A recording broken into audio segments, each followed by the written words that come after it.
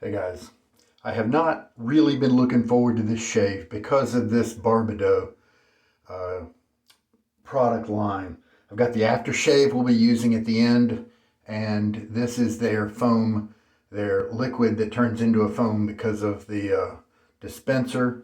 Well, let's go ahead and do it so I can get this stuff off my counter. There weren't very many reviews when I researched it a while back.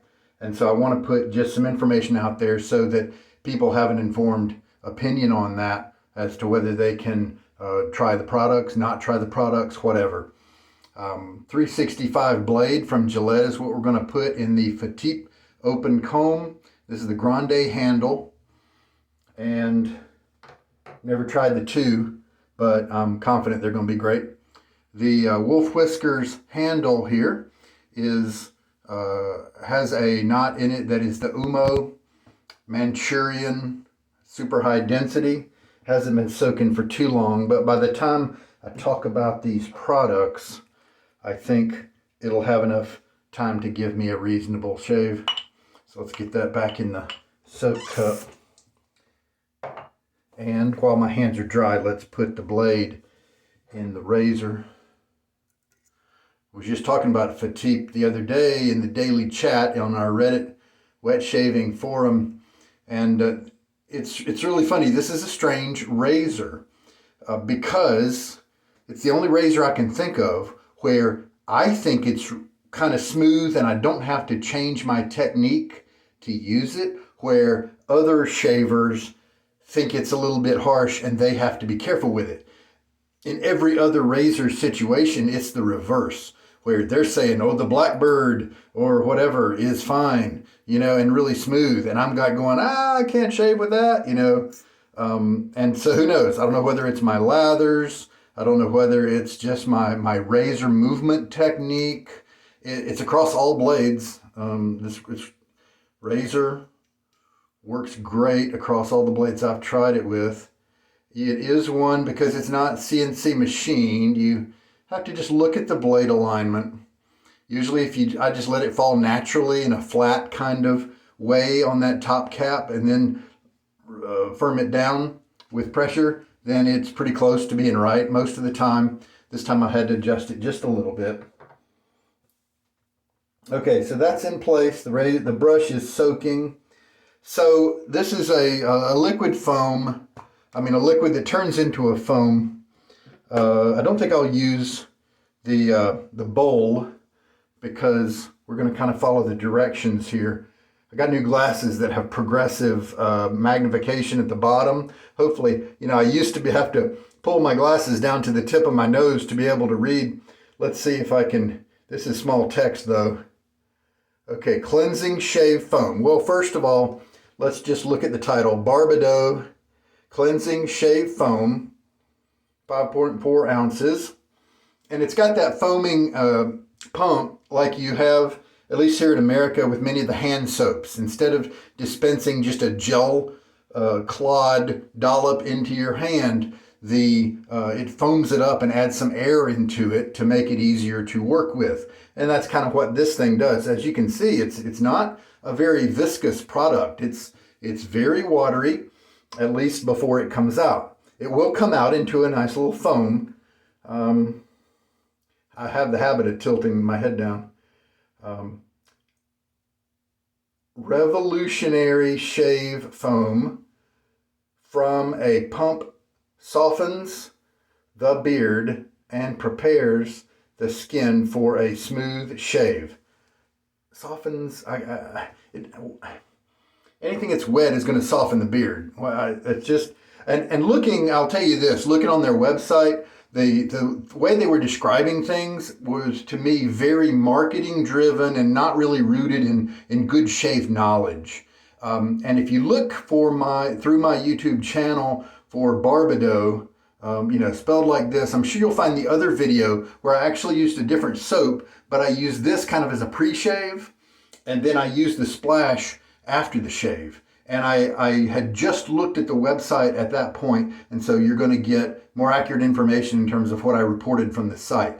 But some of the different language they were using is just language that a real shaver who uses our kinds of products wouldn't use. And so I found that very strange and kind of suspect.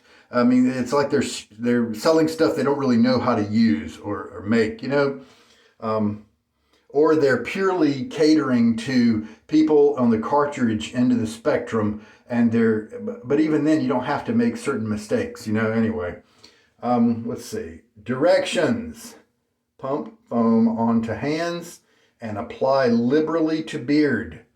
For best results, shave with Barbedeaux double edge safety razor and blades. Maybe that, yeah. For best results, that just betrays a total lack of knowledge for our hobby. One blade and one razor is just not going to be the best for everybody. And so they're betraying their ignorance of the your mileage may vary aspect, the subjective nature of our hobby. Different blades in different razors, people just know who've been in this hobby that that's the way it goes. Not all razors work for all people as well as other razors do, and even then different blades come into play, and that's what you should expect. But they claim, and so obviously they are more concerned with selling than they are you getting the best shave. By that verbiage, we can learn that. We would rather you buy our products than us tell you about the subjective nature of finding the best shave for yourself and having different blades and different razors and that kind of thing. It may take you a while to find that perfect razor for you, and then to find that blade with that perfect razor. And then from that point on, if you want to stick with one blade and one razor, then you're golden. If you want to do that, you don't have to have a big collection, that kind of a thing. But no, they think the best is if you buy their product. And I guarantee you, if you look online, and I did, if you look at their brand of the razor, it's probably just that DE89 series. That's not all that great, at least for me to shave with. And their blades, of course, they're just rebranded, probably some off-brand Chinese type arrangement, like from AliExpress or something like that. I'm sure they're not rebranded, Gillette Silver Blues or Gillette Platinums or Nassets or, something, Astras or Feathers, that are more the premium type blades. They're going to be bottom of the barrel, rebranded private label type blades. And so there's no reason to think that they are going to be the best for even the minority of users, So that bothers me because I want to make sure that newcomers to this hobby are informed.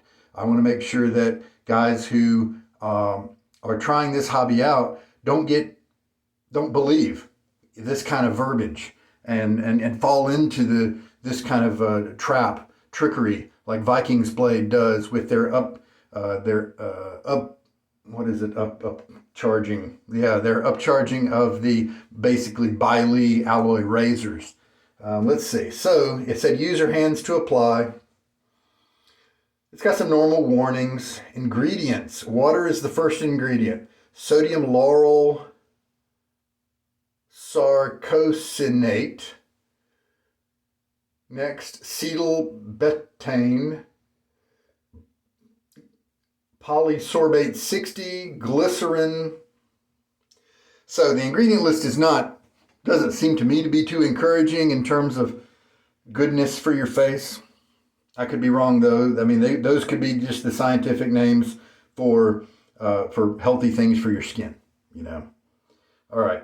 I do know that this was a very oily, greasy kind of product that after I used it for the pre-shave, I hated how it made my hands feel during the rest of the shave. And that's why I'm not looking forward to this shave. But that's okay. We're going to do it anyway, get it out of the way, and be able to put this on a shelf somewhere or sell it or something. There may be somebody who really enjoys this. All right. Get my face wet, then we will apply that foam.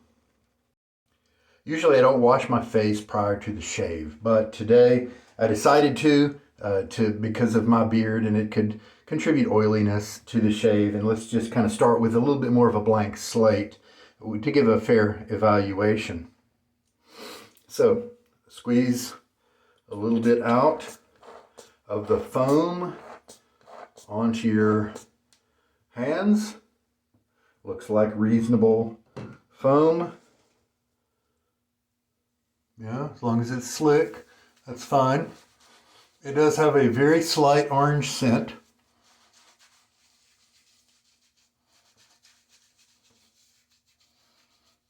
I'm gonna work it in.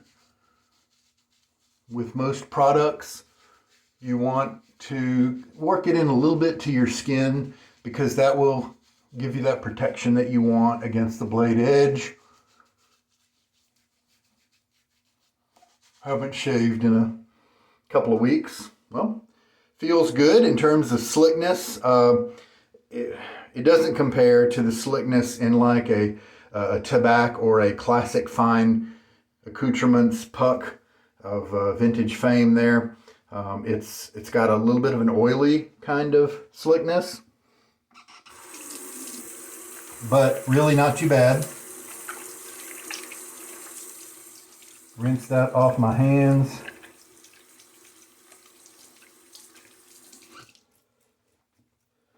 The razor's ready. Yep. Oh, that's right. I don't even know why I put a brush. I don't think I need a brush, right? Because the foam is already activated. So no brush today, I guess. Now, because I'm taking off so much growth,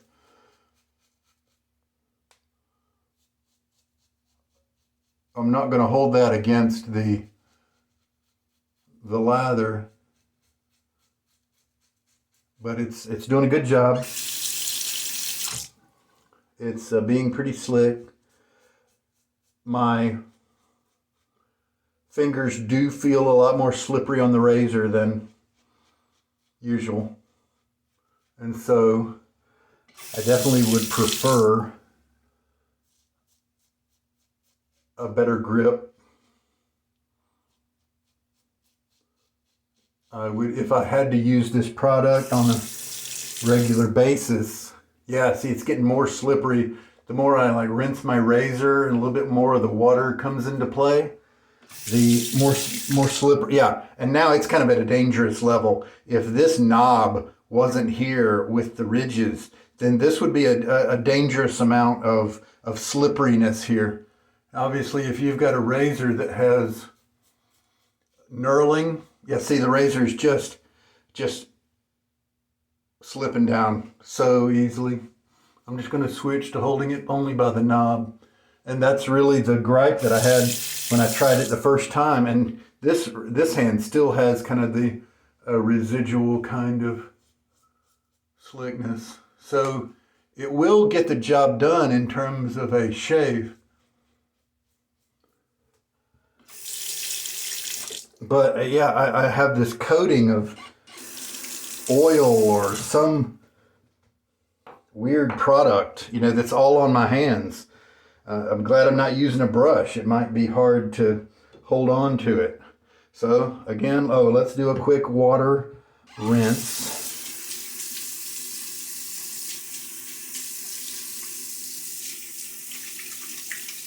Try to rinse the goo off my hands here, but well, I guess it doesn't matter because I'm gonna have to re-goo. Maybe I don't need as much goo now on the second pass here.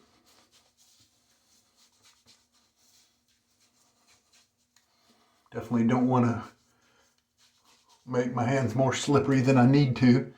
And the same holds true with me using real soaps that you usually see me use, like Sterling and Barrister and Mann and those guys.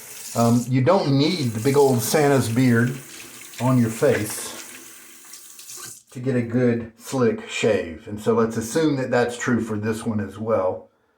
And yeah, see, even before the first pass, I rinsed off my hands before I started using the razor. And as the razor had to be rinsed, water, little droplets would kind of come into play, and it got more slippery.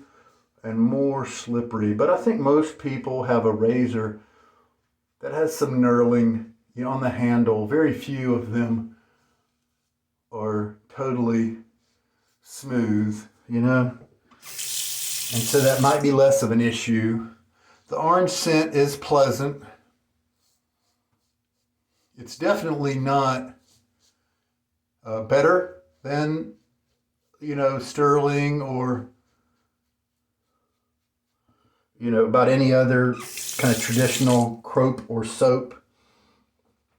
Definitely not better. And because it makes my hands so greasy, I just don't like using it.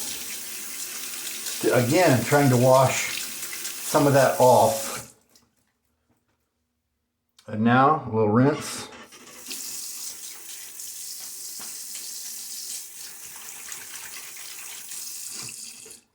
I don't want to, it's a real waste of time if I'm using Dawn or something between passes to try to clean up my hands, right? There's no way I would want to keep doing that to myself. 2 squirts seems to give enough lubrication. The razor is slick enough. It's definitely not luxurious. And this product is not going to pack well, because it would always need to be protected, keep that pump from being activated. It does have a cap, but that pops off, pretty easily. I'm trying to think of a scenario where this particular soap would be advantageous, but I'm having trouble coming up with one. Razor's moving easily. This blade seems to be working well with this razor.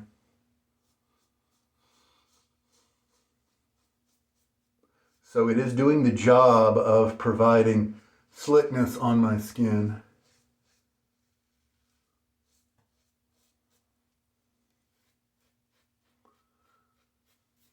The aftershave is a real beast. When I used it the first time, I got a very, very strong rubbing alcohol hit. I mean, I've used a lot of Sterling aftershaves that have a seemingly high alcohol content. And I've used the Clubman style aftershaves that are nothing but scent and alcohol, that kind of a thing. And I've never smelled anything that was so alcohol-y as this aftershave. Moisturizing razor bump therapy, aftershave lotion. Now, I don't know too much about preventing razor bumps. I've read a little bit about guys who have asked about it and some of the guys who have answered them. I don't experience razor bump problems, and so I haven't had to study that. But I have a feeling that this doesn't do too much to prevent razor bumps specifically. They're just relying on the fact that you're using this different type of shaving to then prevent razor bumps. And the razor bump aspect of this gear isn't related to the gear, but this kind of shaving. And so again, they might be bragging about something that they don't really have a right to brag about. There is a very light orange scent, similar to the scent that the soap has, the foam, but it disappears pretty quickly and is overwhelmed very easily by the rubbing alcohol scent. I'm not looking forward to that. Right now on my face, I do have residue, an oily, almost glycerin type feel to my face. I don't really like it. I don't know that my face doesn't really feel nourished. It feels oil. It feels greasy and oily, but not really nourished like I would if I had just used Mitchell's wool fat with that lanolin, the Sterling sheep. Those things provide a very nourishing experience. It just feels like goo on my face. I don't really like it. I do recall from last time that it does go away, it does get absorbed or whatever happens to it, but I just don't like it too much. I do feel just a hint of irritation, a very small amount, tenderness, let's call it that, in my cheek, in my neck area. Is it the 365 blade and this supposedly aggressive razor? Probably not. It's probably a combo of that foam not really being as protective as other soaps. You know what? Maybe my next shave I'll use this and see what we get. Okay, yeah, I soaked my brush for no reason because with this setup of products, you don't really need a brush. So here's that cap that snaps back on. And so that's 3 passes with the product and goo on my hands. If I go back to the water, put a little bit of water on my hands, yeah, I get this gooey feeling is back, you know. But I've got some Dawn nearby. Maybe that'll help to knock out whatever this is. Yeah, I'm afraid now it's time to do the rubbing alcohol. Does it say ingredients? Yes, it does. It's isopropyl alcohol is the first ingredient. Now, that's not too much of a surprise. There are plenty of other aftershaves that are that way, but none of them smell like this. Acetylsalicylic acid, you know, that's to help with inflammation, I think. I don't think it's needed. Sunflower oil. I'll leave you to look at their website for their ingredients. It's a big old long list. Some of them are like sunflower oil that make some sense to your brain. Some of them are chemical names and that sort of thing. All right. A little splash here. I looked at the price and it's not cheap. That lots of stinging on the face. Big old hit of like your chemistry or biology, maybe using alcohol to clean dissecting instruments or something like that. That orange is nowhere to be found. Maybe after the alcohol smell, maybe after that fades away, after a while you're left with that light orange scent. And you know what I'm left with is kind of a sticky feeling. I feel like the alcohol is now burned away, and I feel like if I move my hands more on my face, the friction has increased, and I think I might create some kind of almost brush burn, you know, some irritation there due to the tug. Let me rinse off my hands if I can.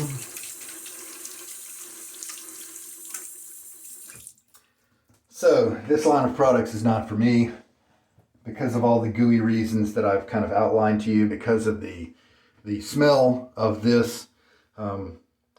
If you were to get this on sale, because this is kind of twice the amount, this is 100 milliliters and this is 190 milliliters. If you were to get this on sale, then it might be a better deal than the Sterling, but Sterling doesn't have that alcohol, that rubbing alcohol kick. Oh man, and does Sterling have other stuff? See, denatured alcohol, witch hazel, aloe, glycerin. You know, it's got fragrance oil, hydrovance, whatever that is. And that's it. That's all. This list is so much more. Let me see, which paragraph is it? Yeah, it's this paragraph between my fingertips. That's the ingredient list.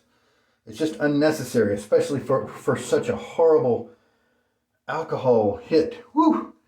All right, well, that's my take. Some people may like it.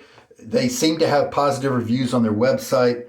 I kind of might think it might be people who've only tried their product and haven't really tried anybody else's. But every other splash I've ever tried from anybody, including Perazzo, but especially from Sterling, Bear Stearns Man, Mammoth, Chiseled Face, Declaration Grooming, everybody. It's just better. Even the aftershave splashes from Walmart, I would rather use than this Barbedeaux myself. So, but if you somehow like that big alcohol hit, then that might be for you. Okay.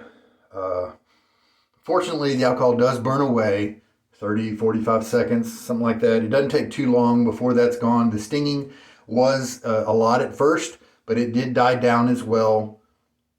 So at least there's that good. That doesn't hang around. I guess that's about it. My face is very tuggy, like I mentioned. It's kind of dry and sticky to the touch. I can't move my fingers up and down on my skin without pulling the skin.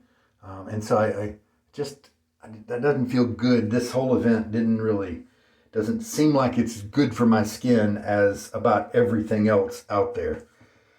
All right, there we go. That's my take on it, at least. If anybody else has tried Barbedeaux, feel free to chime in. If you feel like you have found a good place to use it, the kind of shave that you like to have, if it fits you, put it in the comments so others can learn as well. Thanks so much for watching. This is Sugar Daddy Shaves. Good night.